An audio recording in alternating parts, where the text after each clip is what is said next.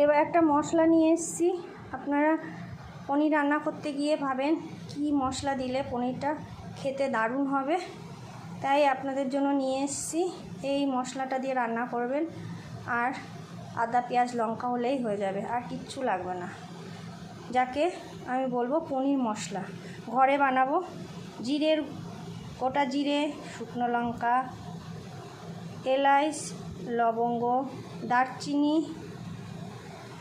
গোলমরিচ, সাদা গোলমরিচ, এটা কালো গোলমরিচের গুঁড়ো, কারণ আমার গোটা নেই তাই। তারপরে স্টার, জয়িত্রী আর জায়ফল, এইগুলো একটু কড়াইতে কোনো রকম গরম করে নেব, নাহলে ছাদে সারাদিন রেখে বিকালবেলা গুঁড়ো করে নেবেন। দারুণ গন্ধ এবং পনিরটা খেতে দারুণ লাগবে। তাওয়াটা গরম হয়ে এসছে, এবার সবগুলো একসঙ্গে দিয়ে গরম করে নেব।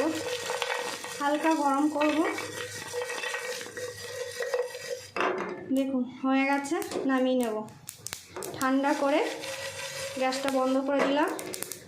এই তাওয়ার গরমেই গরম হয়ে যাবে, আর এটা গুঁড়ো করে নিলেই পনির মশলা হয়ে যাবে।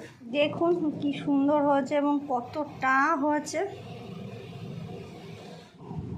গুঁড়ো করে সব ঢেলে নিলাম। দেখুন মাত্র আমি 20 থেকে 25 টাকার জিনিস কিনেছি, কতটা মশলা পেয়েছি। এবার এরকম একটা জারে ভরে রেখে দেবেন।